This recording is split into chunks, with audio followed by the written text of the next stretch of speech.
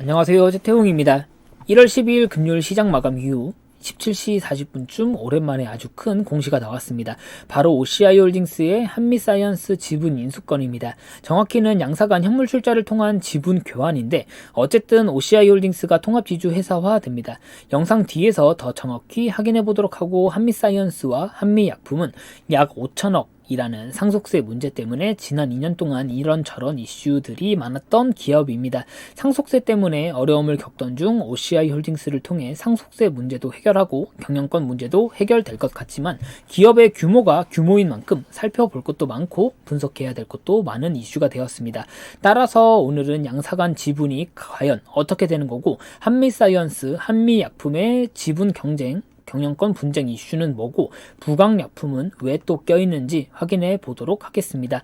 사안이 제법 복잡한 만큼 이번 거래를 OCI홀딩스 입장에서 확인해 보고 반대로 한미사이언스와 한미약품 그리고 나아가 해당 기업들의 주주분들 입장에서 바라본 시점, 마지막으로 부강약품 입장에서 바라본 이번 거래, 이렇게 시점을 크게 세 가지로 나눠서 확인해 보겠습니다. 먼저 배경 설명을 위해 한미사이언스, 한미약품 입장에서 확인해 보겠습니다.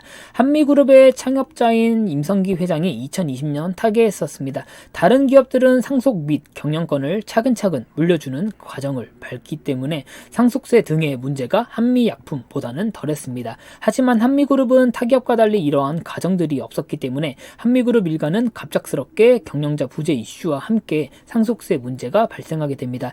5,400억의 상속세였고 절반 정도 냈다고는 하지만 그럼에도 불구하고 2천억의 상속세 문제가 남았었습니다. 한미사이언스의 주주 구성 확인해보면 송영숙 씨가 약 12%의 지분, 장남인 임종윤 씨가 12%의 지분을 들고 있는 상황이었습니다. 임주연 씨는 장녀고 임종훈 씨는 동생입니다. 그리고 송영숙 씨 다음으로 지분을 많이 가지고 있는 신동국 씨는 뒤에서 나오겠지만 이번 사건의 핵심 인물 중 하나입니다. 어쨌든 이런 지분 구조 속에서 상속세 마련을 위해 한미그룹은 지분을 PEF에 매각하는 작업을 밟아가고 있었습니다.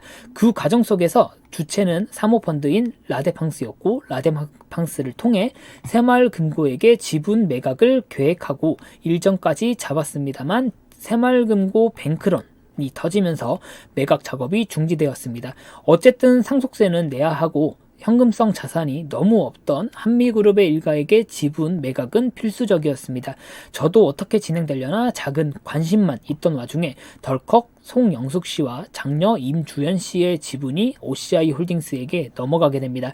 이번 OCI홀딩스와의 현물 출자 거래는 라데팡스가 맡았고 아직 거래가 완료된 것은 아니지만 해당 거래가 완료되게 되면 OCI홀딩스가 통합지주 회사로 자리 잡게 되고 한미사이언스와 한미약품이 제약바이오 부문을 맡게 됩니다. 기존 OCI에게는 큰 변화는 없다고 할 수 있습니다.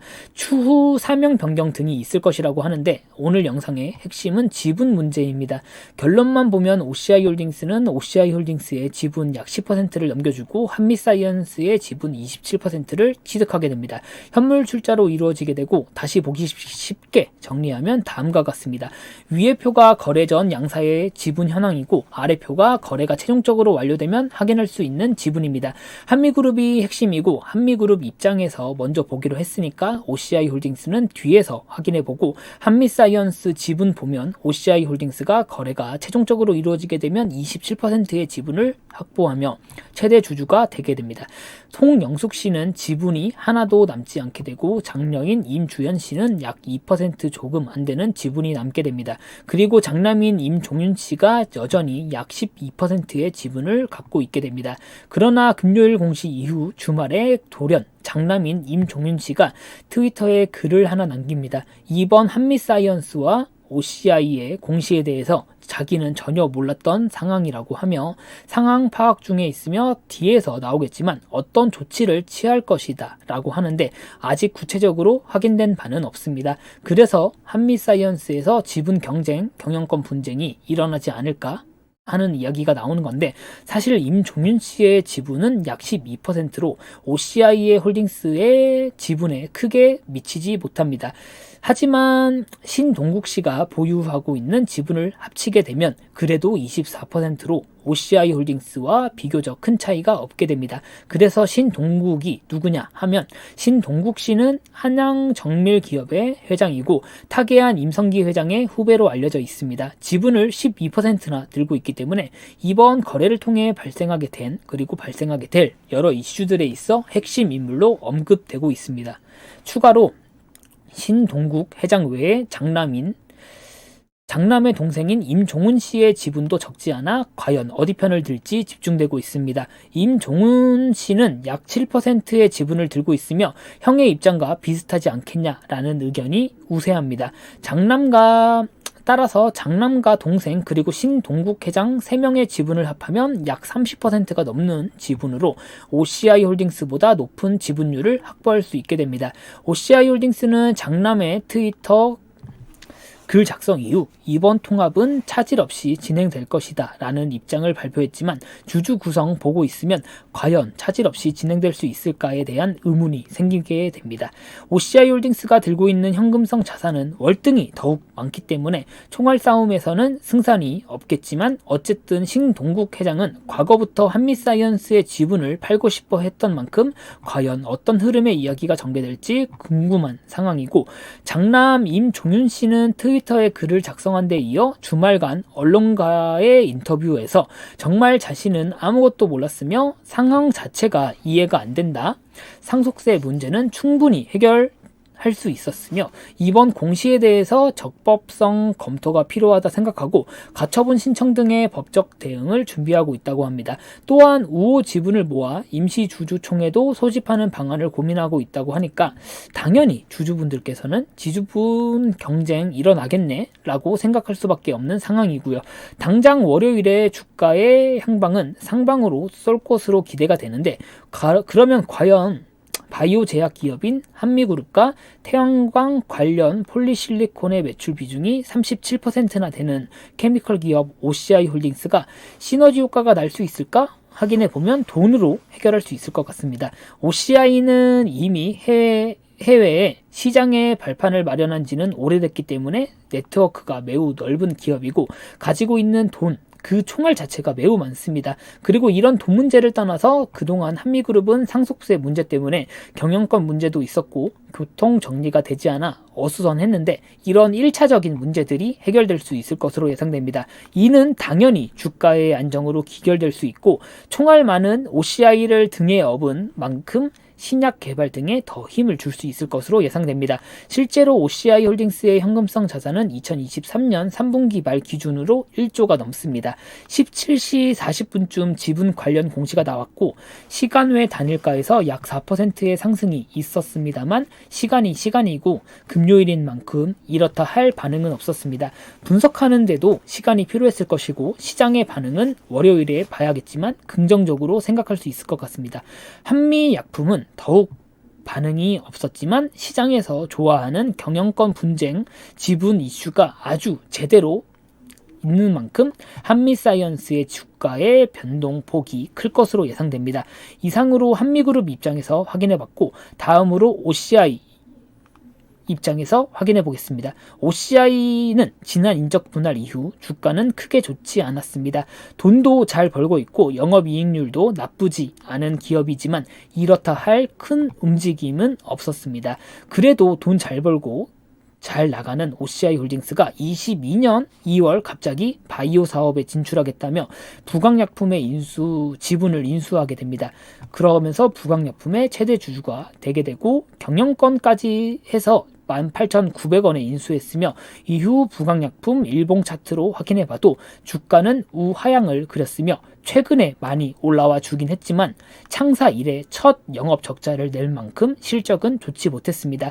꾸준히 돈을 벌어와 줬던 캐시카우 제품의 부진 등으로 영업 적자를 기록했고 바이오 사업에 진출하겠다며 인수한 부강약품이 시간이 많이 지나지는 않았지만 단기적으로는 실패 라는 꼬리표가 붙어 있었는데 앞서 확인했던 상속세 등의 이슈로 아주 약해져 있는 한미그룹이 눈에 띄었습니다. 상속세 문제로 어려움을 겪고 있고 어떻게 해결해 볼만 했는데 새마을금고의 뱅크런 때문에 거래가 무산되어 있는 한미그룹이 OCI에게 있어서는 너무 마음에 들었고 갖고 싶었을 겁니다. 가진 돈은 많았던 OCI이기 때문에 OCI 입장에서는 아쉬울 것 없는 이번 현물 출자 거래였고, 한미그룹을 품으며 부강약품을 포함해 바이오 제약 부문의 사업 부문을 아주 크게 강화할 수 있게 됩니다.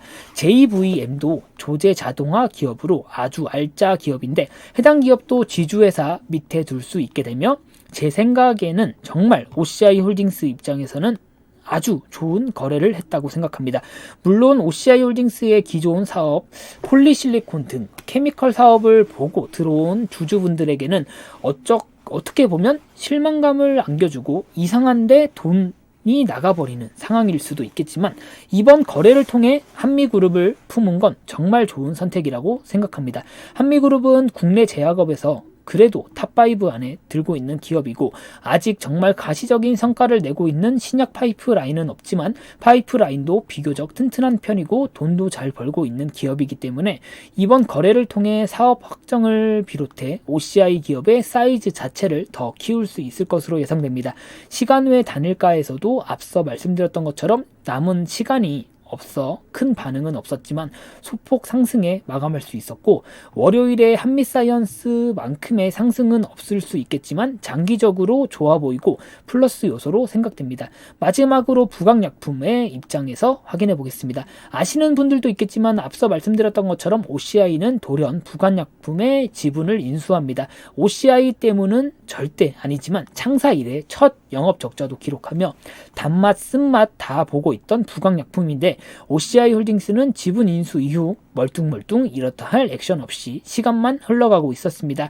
OCI 홀딩스는 인적 분할 이후 지주사이기 때문에 상장 자회사라면 자회사 지분을 30%, 비상장 자회사라면 50% 이상 지분을 확보해야 합니다. 따라서 OCI는 부강약품의 지분을 19% 이상 더 확보해야 하며 최소 1천억 이상의 비용이 들 것으로 예상되고 있으며, 주주분들의 입장에서는 이러한 상황은 실적도 주가도 안 좋지만 그래도 남은 카드 중 좋은 카드가 남아있던 상황입니다. 유예 기간이 2025년까지로 제법 많은 시간이 남긴 했지만 어쨌든 적잖이 뭐니 하면서 시간은 흐르고 있었는데 갑자기 OCI 홀딩스가 한미사이언스의 지분을 취득하게 됩니다. 부강약품 입장에서는 20%의 지분을 추가로 취득해야 되는 OCI 홀딩스가 이제 정말 부강약품을 버리지만 않는다면 좋은 기회가 될 수도 있게 됐습니다.